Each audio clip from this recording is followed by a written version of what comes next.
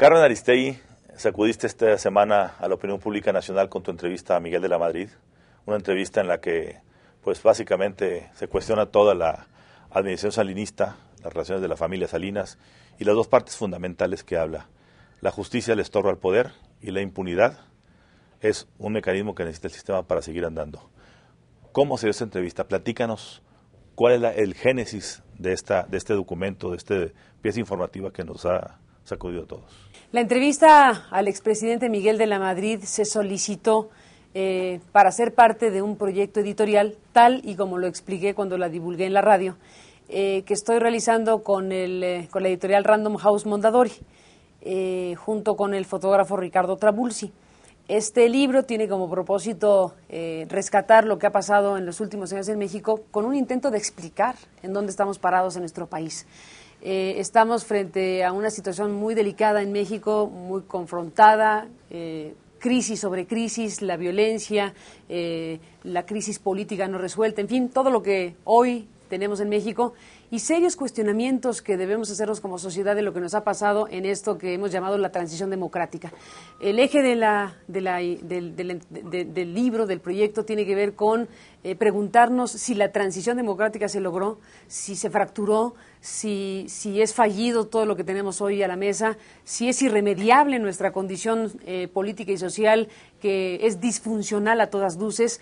Y frente a estas preocupaciones compartidas por millones de personas en este país, surgió la idea de ofrecer muchas miradas de los protagonistas de los últimos años, precisamente bajo este paraguas. En ese marco de cosas, decidimos que el tramo de país más apropiado para hablar de la transición democrática era de 1988 a este momento, y tenemos muchas voces y muchas interpretaciones de lo que ha pasado. Una de esas voces obligadas era la de Miguel de la Madrid, dado que el punto de arranque de esta revisión tenía que ver con un momento de país en donde él era presidente de México y que quedó marcado para nuestra historia como ese gran momento en donde se llevó al límite al sistema político y Carlos Salinas de Gortari llegó a la presidencia de México. Ese es el contexto, ese es el ámbito de la invitación a Miguel de la Madrid.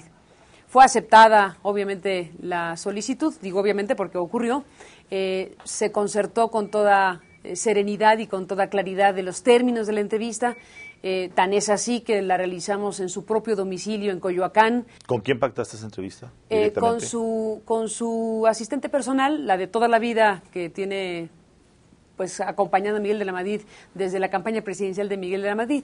¿Cuánto tiempo tardaron en darte la entrevista, en decirte del tiempo que la pediste a que te la dieron? Tuvimos dos momentos en que solicitamos esta entrevista. En la primera ocasión la solicitamos en el mes de enero. Estamos solicitando varias entrevistas, entonces las agendas no son fáciles de estos personajes, entonces había que acoplarlas.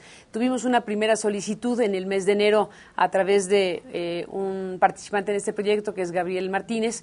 En ese momento se nos dijo que no tenía posibilidades de darnos esa entrevista. No sé, no tengo el dato preciso si él hizo la llamada a esta asistente personal de la Madrid o lo hizo en otro ámbito que no fue muy eficiente para efectos prácticos, y dejamos pasar el tiempo en lo que organizábamos otras entrevistas que hemos realizado.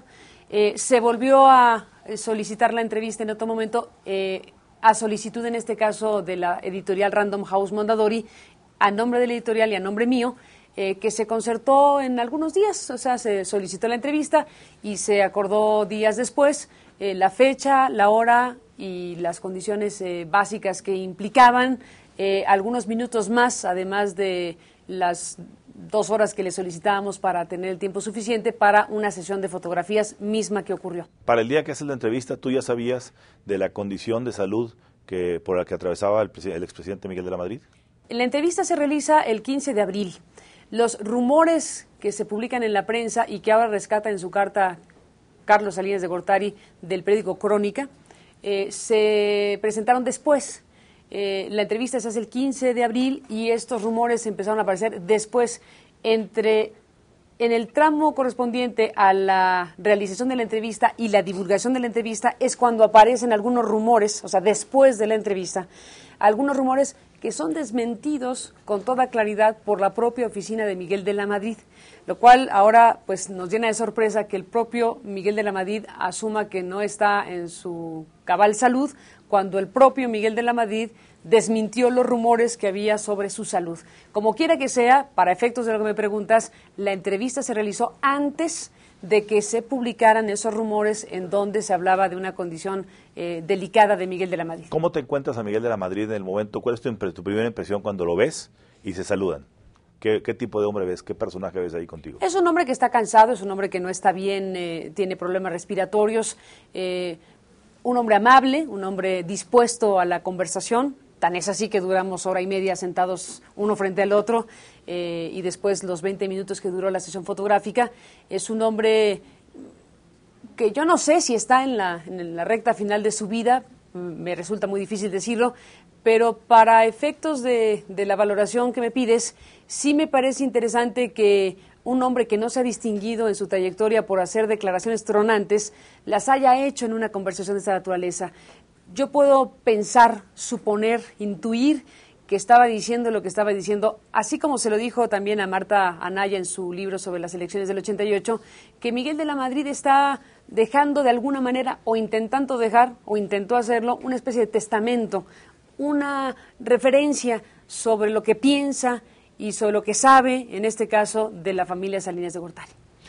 A ver, cuando tú estabas escuchando las respuestas, porque un periodista cuando llegamos a una entrevista, más o menos intuimos por dónde van a ir las cosas y por supuesto hay sorpresas, pero cuando tú estabas escuchando esas respuestas que venían en cascada y que tú seguramente no las esperabas o no de esa forma, ¿cuál estaba siendo tu sentimiento interior y cómo estabas tú replanteando las cosas en función de esas respuestas tan francas? Por supuesto que se replanteó la entrevista que yo había pensado originalmente, que estaba más bien basada en esta idea de un análisis político, de una revisión de otro alcance sobre lo que ha pasado en la transición política mexicana. Yo esperaba que me contara que tuviera alguna carga anecdótica así, pero te soy franca, no tenía demasiada expectativa en que Miguel de la Madrid, que como digo, se ha caracterizado por ser mucho más parco de lo que fue en la entrevista, pues cuando empezó a decir cosas como las que escuchamos, por supuesto que la entrevista dio un giro y entonces ya no era tan relevante en ese momento escuchar su disertación teórico-conceptual acerca del sistema político mexicano, sino había que ir